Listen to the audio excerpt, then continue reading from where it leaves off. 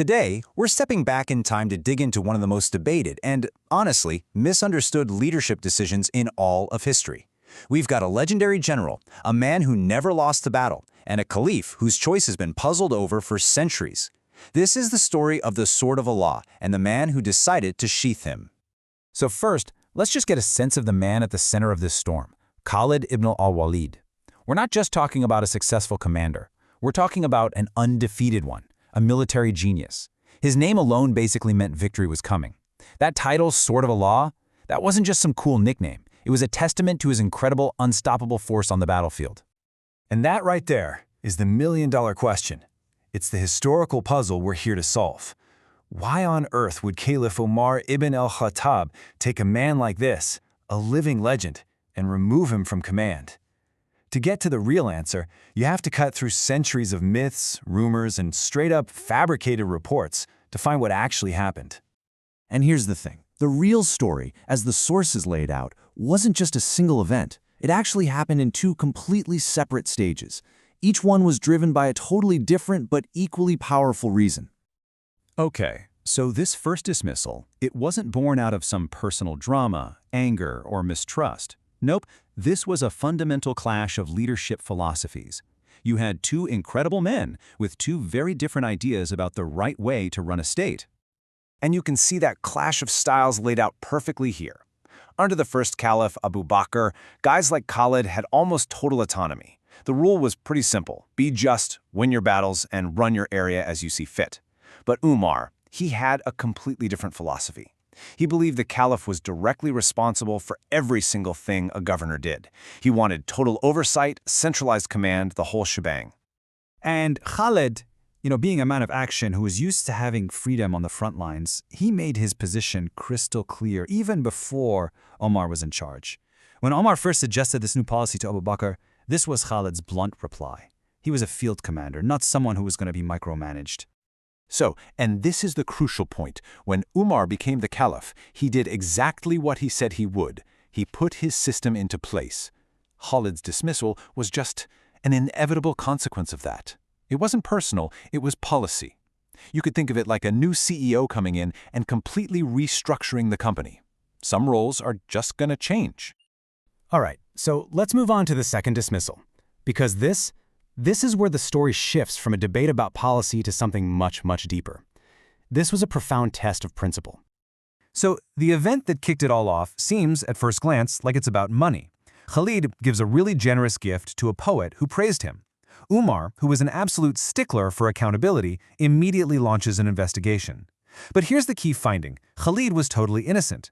The money came from his own personal share of the spoils. And yet, Umar dismissed him anyway, permanently. So clearly, this was never really about the gift. Yeah, the real reason had absolutely nothing to do with finances or insubordination. It was about something Umar feared was starting to grow in the hearts and minds of the Muslim community itself. And here it is. This quote just lays it all out. Umar saw that the people were starting to believe victory came from Khalid, not from God. They were getting attached to the hero, to the man, and they were in danger of forgetting the true source of all their success. So, for Umar, the dismissal was a drastic but necessary act of spiritual protection for everyone. Now, to really fully get this, you have to understand the concept of Tawheed. This is the absolute bedrock of the Islamic faith. It's the belief in the total oneness of God. It means that everything, from a massive victory on the battlefield to your very next breath, comes from God and God alone. Umar was worried that Khalid's legendary status was completely unintentionally becoming a threat to this core, non-negotiable belief. So, okay, if the dismissal was a test of Umar's principles, then Khalid's reaction? Well, that was the ultimate test of his character. And let me tell you, his response was just as legendary as any of his battles. Just let that sink in for a second. This one sentence says it all. Can you imagine an undefeated, world-famous general saying something like this? It shows a level of humility and a commitment to the system that is almost impossible to comprehend. For him, the rank didn't matter. The principle of obedience and the unity of the community, that was everything. He didn't rebel. He didn't start a whispering campaign. He didn't even complain. He just accepted the decision, picked up his sword, and went right back to fighting as an ordinary soldier under a new commander. His actions proved that his service was never for personal glory. It was for a cause so much bigger than himself. But the final word, the final verdict on this entire incredible affair comes years later. It comes from Khalid himself as he's on his deathbed. This is where we get the truth, free from all the politics and pressures of the moment. First, you hear the raw heart of a warrior, a man literally covered in the scars of 100 battles, and his one regret is that he's dying peacefully in his bed instead of in the heat of combat. It's just this powerful, unfiltered glimpse into his soul.